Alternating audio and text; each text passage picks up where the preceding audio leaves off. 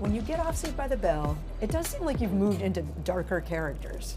Zack Morris wasn't dark. I think he was extremely dark. I think the colors of the show hypnotized you into thinking that he wasn't an awful character. Ooh, say more. He was a shithead, yeah. He really was. Cheers. Cheers. Prost. Mark-Paul Gosselaar. We're in Lodi, Rockefeller Plaza. Yeah. What do we got? This is my go-to drink. This would be a Johnny Walker Black. It's like a perfect little... Perfect whiskey. Perfect little drink. I love it. You're an actor.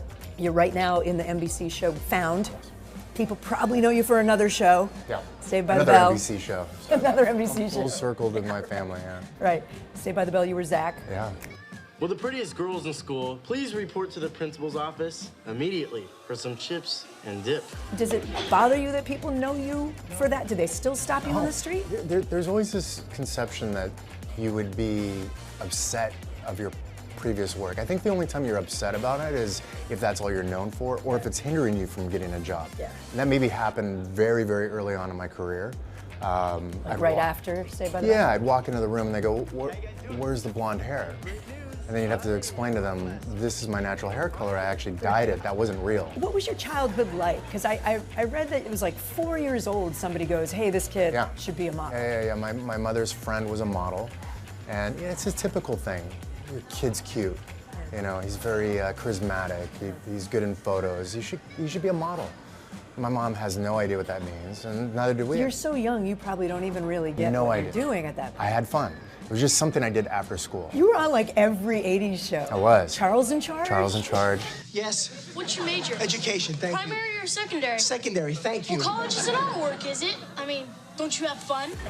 And then I auditioned for Saved by the Bell. When I was growing up, I wanted to be a Marine, and I wanted to play football. And so I went to a Marine Military Academy the summer before I got Saved by the Bell. And that's where I was gonna go to high school in Harlingen, Texas. And you would have ended up in the Marines. Oh, and I would have been happy doing that because that's what I wanted to do. I wanted to fly helicopters for the Marines. But instead, you get the job on Saved by the Bell. And that's changes everything. Here we are. Did you go to an actual high school? I went to an actual high school, but I was sort of a ghost. I went to the high school, but most of the time I was on set. Yeah. So the teachers would give me work with the tutors, and I didn't have the normal high school experience because after Saved by the Bell, maybe we would do 13 episodes, we would wrap, and no one would tell us if we were picked up. And we would just go back to our normal schools. I'd say goodbye to my castmates. Like you didn't know if it was gonna keep going or not. You'd say goodbye. We'd say goodbye. And we'd have a wrap party, and we'd say, well, I guess this is it.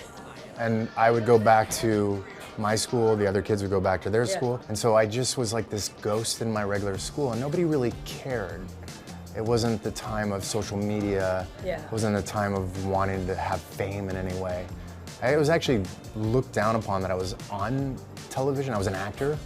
Where you lived, like people were like, eh. Yeah, it wasn't like the thing. If I had played football, if I had played baseball, You like would've been cool. that would have been way cool. I thought those people were cool. You played a cool character, like That Zack's was character my is interpretation of the people that I was surrounded by. My classmates in real life. I was pulling from them. You weren't the cool kid. No, not at all. Why did it do so well? Still, to this day, I have no idea. No idea.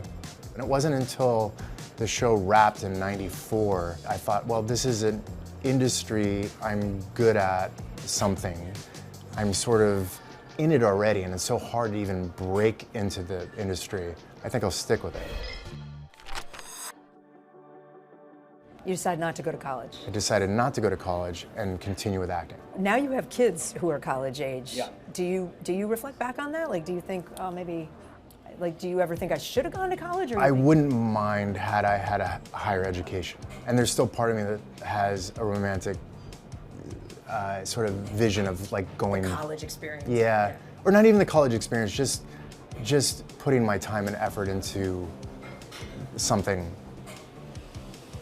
You're a dad of 4. I am. Yeah. I don't know if everybody knows that. They don't know a lot of things about me. Well, I'm Honestly, going to it's like- ask a lot. Which is by design.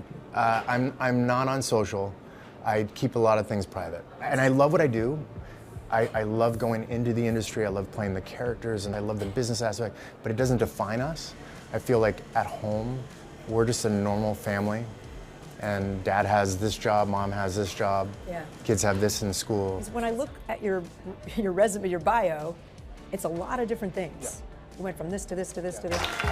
That's Mr. Dad to you. The person who took a chance on me and I think propelled me into another level would have been Stephen Bochco. He was a producer, writer, just a brilliant showrunner. I auditioned for him, and I knew I wasn't going to get it because they already offered the role to somebody that I knew. And afterwards he says, you know what, you're a really good actor. And I thought, ugh, great. Nice to hear from him. It's nice to hear. I'd rather hear I have the job, right? Yes. For 2 weeks later, he called my team and offered me a role on NYPD Blue. Just can't go around feeling the way I'm feeling. Never auditioned for it. NYPD Blue for what, a few years? 4 seasons. 4 seasons. 4 seasons. The show was, everyone was saying it was nearing the end when I got on. I really didn't care. I just wanted to be a part of the show. It was amazing. Let's talk about what you're doing now. And how did Found with NBC come about? You don't disappoint. When there was talks of me possibly playing a character on the show, I read it, and then I thought, you want me to play that role? You play a guy who kidnapped a child. I had a conversation with the showrunner, NK, and I asked her immediately, is there someone that, while you were writing this, that you used as a... Like a guidepost? Yeah. And she said, Ted Bundy. I thought, okay, I was familiar with that. There was a lot of documentaries about Ted at that point. So I went back and rewatched them, and then I understood, you know, Ted was a charming, not bad-looking guy who would disarm a lot of his victims. It does seem like you've moved into darker characters sometimes. Zack Morris wasn't dark. I think he was extremely dark. I think the didn't colors get it. of the show hypnotized you into thinking that he wasn't an awful character. Ooh, say more. Well, have you never seen Zack Morris's Trash? Zack Morris is trash. It's Marry Your Classmate Week at Bayside. It's brilliant. If you're a fan of the show, it's a must watch. Right, and it's all about how dark Zack Morris was, not cool. because he was a shithead. Yeah, he really was. I never played him like that, and I'm not playing my current character. I've never played any of the bad characters. Bad, you know what I mean? It's, you don't go into it saying, oh, I'm gonna play a twirly mustache villain. Are you drawn to more complex roles? It's easier for me to do drama than it is to do comedy. I really have a hard time doing comedy. Can we do a lightning round? Yeah, Okay, of course. quick answers. Yeah. Zack Morris's brick phone or modern day cell phone? Neither. I wish I could throw them both away. If you weren't acting, what would you be doing? If I were to have a higher education, I'd wanna pass the bar in some way. And be a lawyer. Correct. What's one 90s trend that should make a comeback? 90s trend that should make a comeback, the rolled up jeans. Remember at the bottom, you like have to fold it over and then roll it up and then it'll tighten it. We'll make it a comeback. Why do you think Zack Morris became this 90s icon? I don't know. I'm still trying to figure that out. It's still on. And it's still in reruns, and people can just find security and safety in watching it because it brings them back to maybe it's a simpler, maybe it's a better time and nostalgic. Mark-Paul Gosselaar, thank you. Thank you.